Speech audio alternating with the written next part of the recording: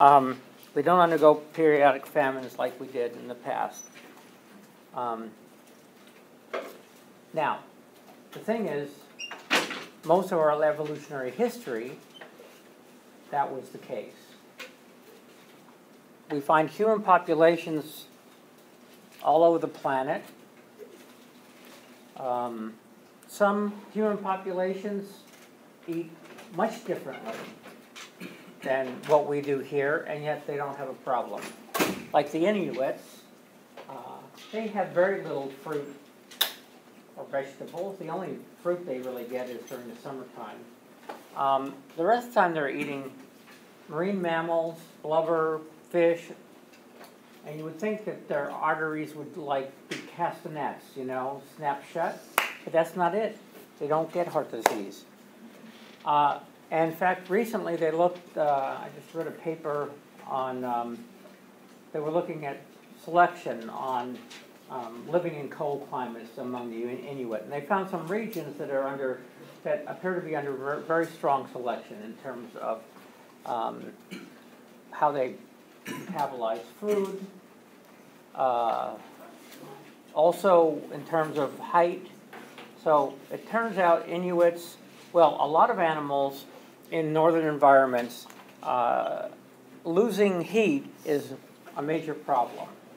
Well, if an organism has more surface area or less surface area to volume ratio, that means more rounder, you don't lose the heat as fast. So that's been, with Inuits, that's kind of their body plan, so they don't lose heat quite as rapidly.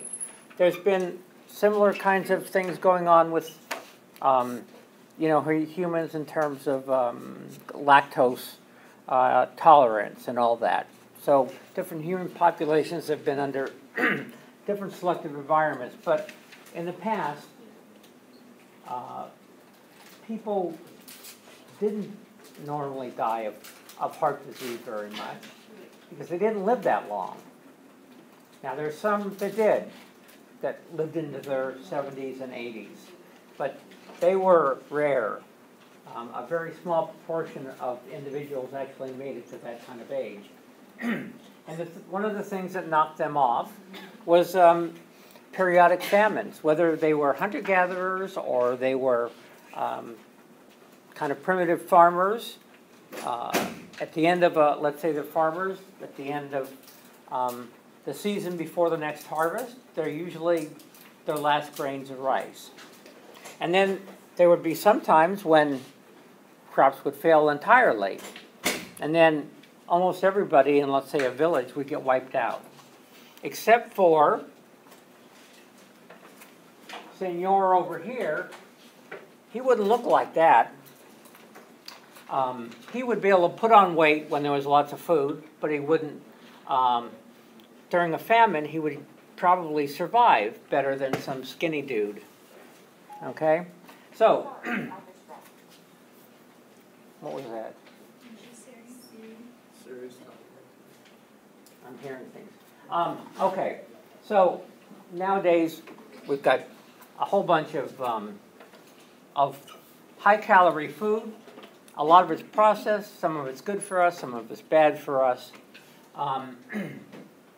And so that's why we have, in a sense, because of this glucose difference in metabolic profiles, that's why we have some people who are more prone to getting diabetes, and it's called a metabolic syndrome. It involves diabetes, heart disease, obesity, a lot of other things as well. Okay, if you really don't want that, you can go live in like an old food environment, and I assure you it'll all go away. Okay, it's amazing how type 2 diabetes will vanish if people go on a really low calorie diet. Just goes away.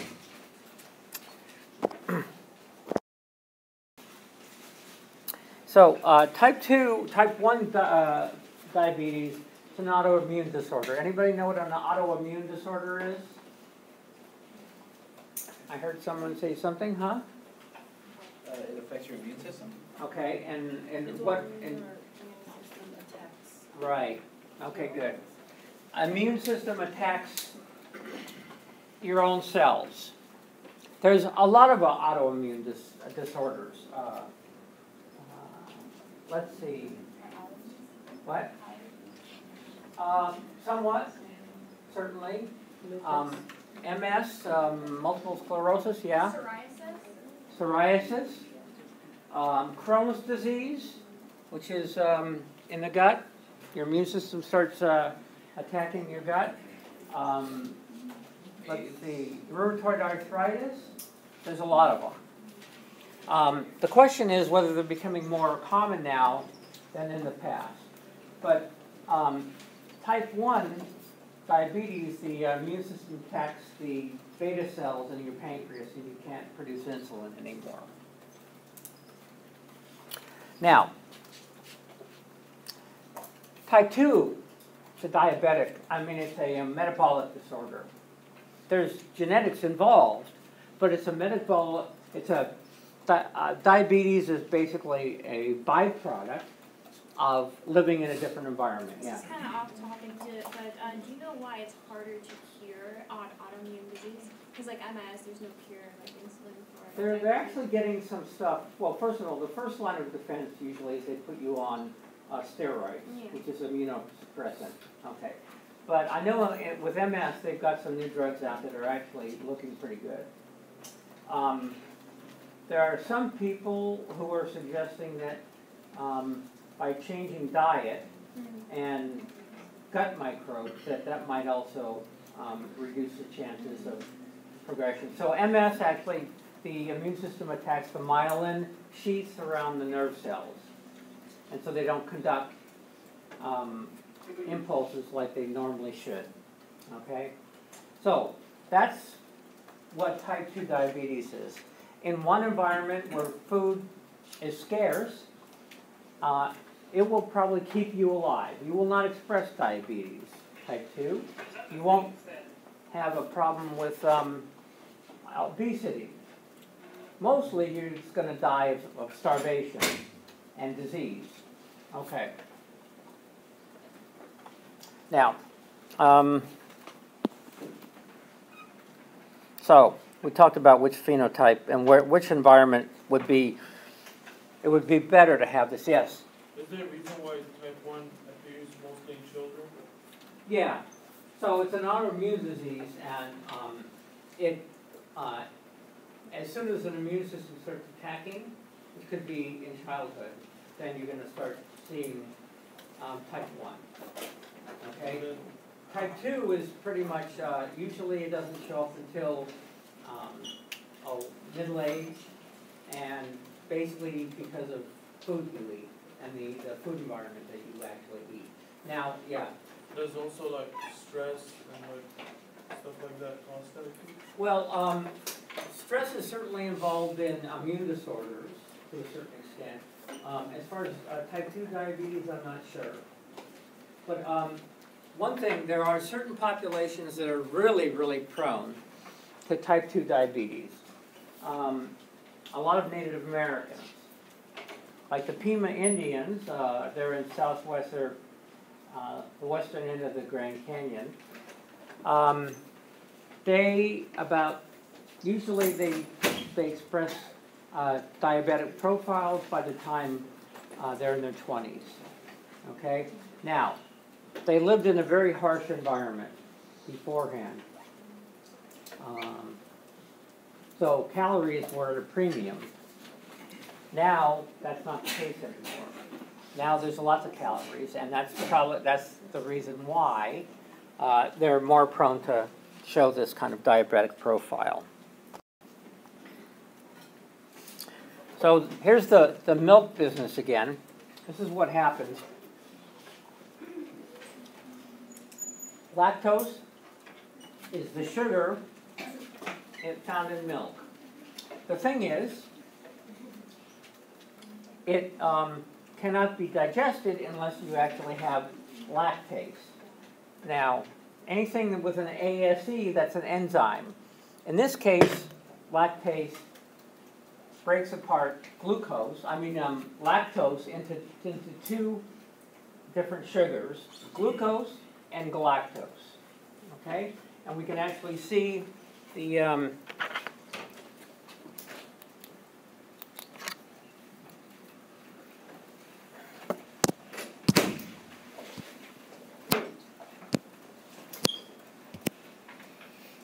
okay, so now this is the lactase.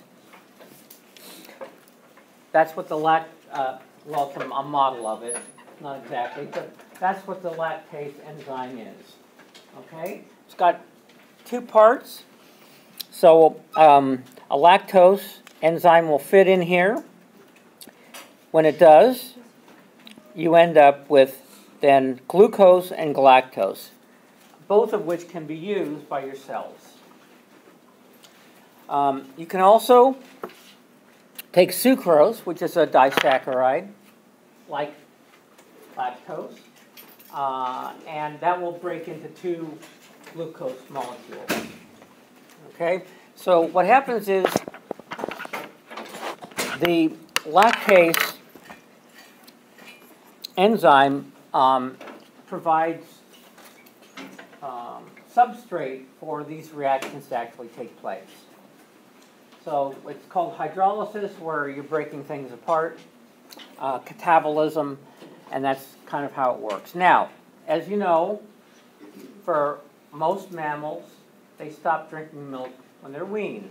They never see milk again unless you feed it to your cat or something. Well, this mutation evolved independently at least 3 different times. And so anywhere there was a pastoral dairying culture where they had cows and goats and things like that. And some people probably tried to drink milk, and most didn't survive or had an upset stomach, but some did. They were instead of this gene being shut off and no more lactase being made, it continued. Now, if an animal isn't going to see milk again, and you're making this enzyme, it's expensive, and it's detrimental. In fact, it's lower fitness. But if you can suddenly access a food source that you couldn't beforehand, then those people during hard times would be able to drink milk. The others wouldn't, and they'd leave more offspring. Okay. So what's happened? Yes. I haven't had milk in like 20 years. Uh-huh. Is my enzyme to digest it on the way, or would it? I don't know. It's possible. You just try it. Let us know what happens. You know, come on, like just cereal and yeah. Okay, never mind. Okay. Good. What about your coffee? No. Soy milk. Okay. Okay. What happened 20 years ago when there wasn't any soy milk? Oh, there probably was, wasn't there? Of course there was. I was a hippie back then. Okay, never mind. I just didn't drink it. Okay, so it might have actually, because normally what happens during weaning or before, there's a feedback loop. So as long as there's milk that you're drinking, it actually primes the system, because it's all about gene regulation upstream in terms of making the enzyme. But once milk and lactose becomes less prevalent, like after weaning, it kind of stops the system. Well, in this case, it was a mutation that kept it going. Okay, so it might very well be in terms of your case where you haven't drank milk in 20 years, and perhaps you're lactose intolerant. I don't know. If we have a famine, we'll all survive and you'll die. Sorry. Hopefully not. Well, but you know, I have boxes of soy milk that probably expire 4 years from now, so I will actually be fine. Oh, do you think so? Yes. Okay. And we milk drinkers, your milk will expire in 2 weeks, and then you're like, Oh, God, that's right. Yeah, yeah. Oh, well. See, now I'm upset. Cheese. Oh, by the way, cheese doesn't have very much lactose. So you can usually eat cheese and not have a problem. It's the whey part of milk that actually has a lot of the lactose in it. Okay, so cheese is not going to usually cause a problem for people who are lactose intolerant. Okay, so this is the basic sort of idea. We have food energy, which is glucose, and it must be converted into something that's called adenosine triphosphate, ATP. This is the universal energy currency of the cell. It's what happens in terms of eukaryotes, like ourselves, in the mitochondria. It's called oxidative phosphorylation, and it requires oxygen. So it's aerobic respiration versus anaerobic, which is would be fermentation. And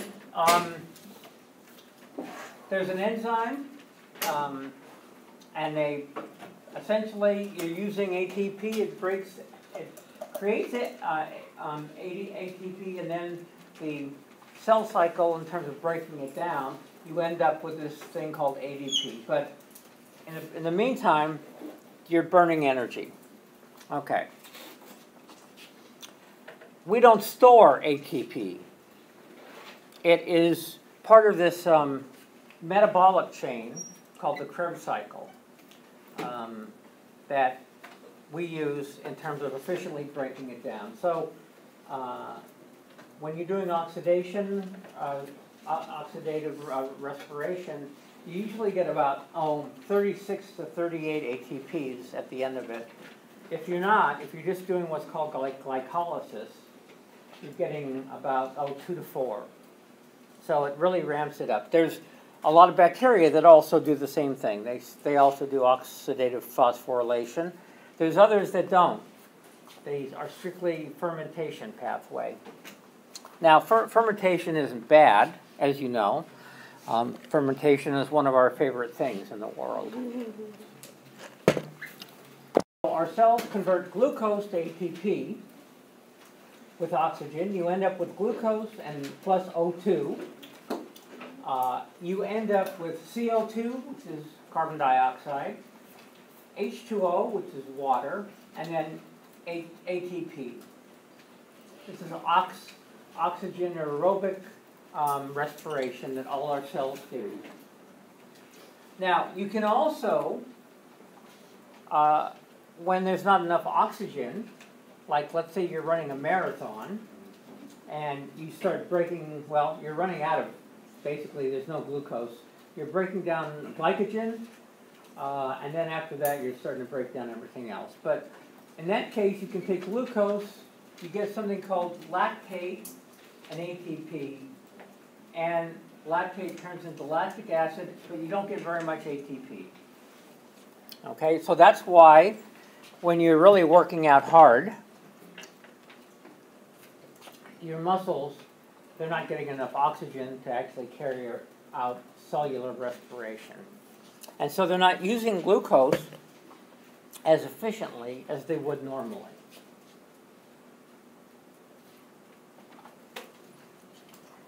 Now, the glycolysis pathway is the beginning of basically the glucose, breaking down glucose. And then that's then tied into the oxidative phosphorylation where you get most of the ATP. Okay? Aerobic, that means oxygen. Oxygen is a very reactive chemical or element. In fact, that's why we use it. There's other things that, there's some animals that use what's called chemosynthesis, where they use sulfur instead of oxygen, because there's no oxygen available, like deep sea vents at the bottom of the sea. They're called smokers. And there's very little oxygen down there, but they manage to break down glucose with a sulfur reaction instead. So you won't normally break down your own muscle protein until you started breaking down all your fat, including your glycogen stores. Now, anaerobic conditions are conditions without oxygen. And in fact, the earliest microbial life on this planet lived, for the most part, in anaerobic conditions because there wasn't any free oxygen floating around. It wasn't until these microbial life that actually underwent photosynthesis for a couple of billion years that oxygen levels actually rose to the point where a lot of anaerobic bacteria, they all died, poisoned the atmosphere in a sense. So, anaerobic means that you can break down glucose with the glycolysis cycle, but you also end up with lactic acid, and fatty acids cannot be broken down anaerobically. And so they're stuck there.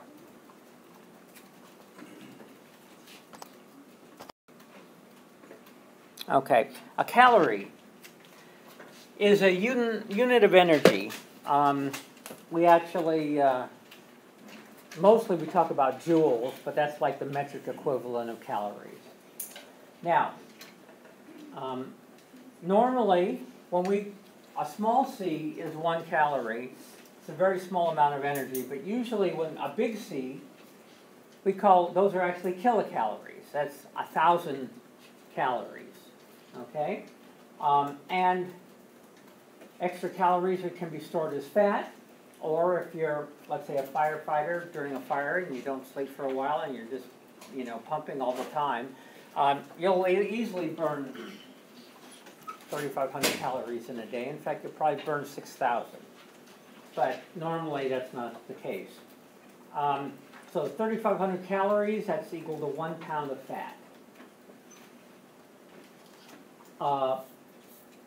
Except in terms of people have different metabolic profiles or metabolic rates, and so it's going to vary a little bit. So 1,000 calories, that's 1,000 small C calories, but that's 1 large C. Okay. There's something called a body mass index. Anybody know what that is? What is it? It's like the weight relative to the height. Okay. Let's see. It's a ratio of weight to height. Exactly. So kilograms per meter squared.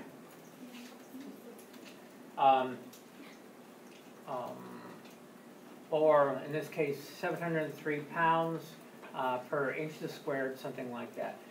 A healthy range is 20 to 25. Obesity over 30. Not the same as body fat, but it's correlated. Okay. Normally, obese people have a very high BMI. Now the thing is,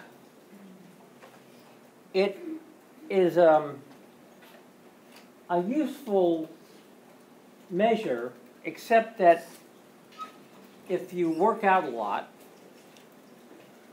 and you have muscle, you'll have a high BMI, but because muscle is heavier. But it doesn't mean that you're obese or anything like that. Okay.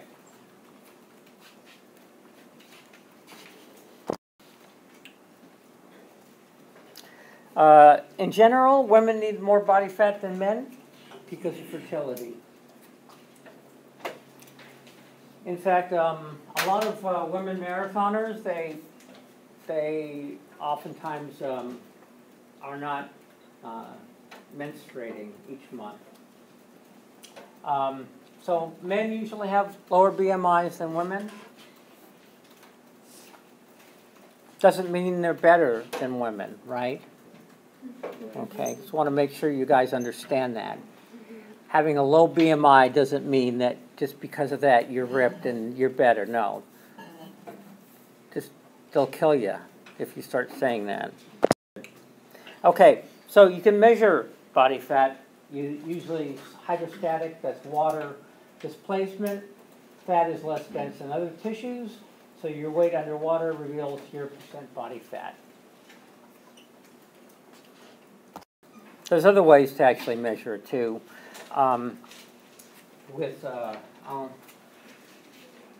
Because muscle is denser than fat, you can use, I forget what it is, probably some sort of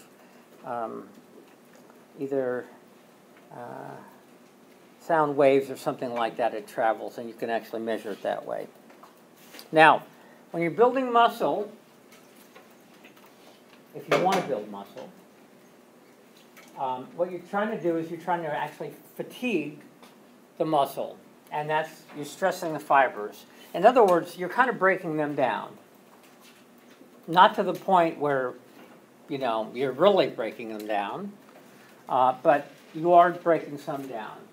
And then what happens is, as long as there's amino acids to build protein, you can build them back up, and they get bigger and stronger. So to do this, to build, this is anabolic. That means building instead of catabolic, which is breaking down. You need energy to do that. You need energy called ATP. That's what you need ATP for. You cannot build muscle while at a calorie deficit. In other words, if you want to build muscle and go on a diet, good luck. Okay? One or the other. Normally, you would probably go on a diet first, let's say. Either cut your calories or increase your workout. Aerobic, like running or something like that. And then after you've cut down on your weight, then you want to turn it into muscle. Then you can start building muscle. If you really want great muscle, go work on a ranch. No, I mean it. For people who work on a ranch, their muscles are much more useful at doing work, actually, than people who, spend their time in the gym. You can get strong in the gym, but if you take someone in the gym and you put them out on a ranch, they're going to be sore as hell, just like anybody else. They'll probably, recover a little bit faster, but just so you know. That's why they have these, what are they, fat farms and stuff like that. Well, they're really putting you through the paces. Here are some muscle myths. If I lift heavy weights, I might look like that. Or I'm lifting light weights for many reps because I just want to tone.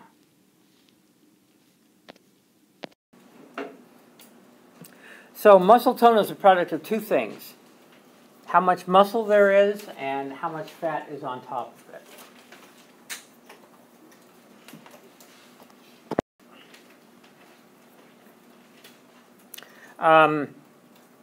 You can build muscle and you can lose fat, but in terms of efficient muscle building, you can't do both at the same time.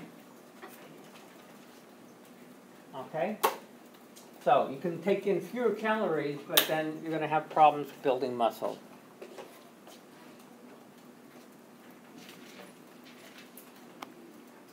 At least that's what I'm told.